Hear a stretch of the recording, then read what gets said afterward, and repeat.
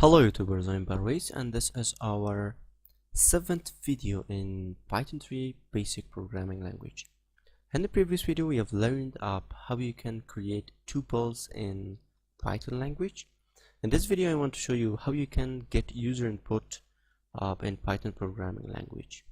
So let me show you. This will be a short video because this is so simple. Let me create a variable x and you can use input method to get user input. So input, and in here I'm going to write what is your name, and like this. Now this is my input. After that I'm going to print this.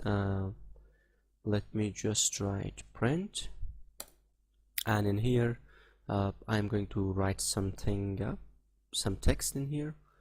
Welcome to my channel, Mr. And in here you can write your variable x. Okay, so now let me run this.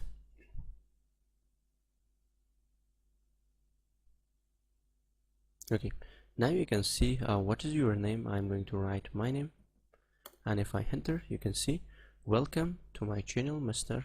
Parvez. And let me run it again, and so now I'm going to write another name, John Doe, and if I enter now you can see welcome to my channel, Mr. John Doe. So thank you guys, this was a short video. If you have any question please let me know, and for the further videos don't forget subscription of my channel.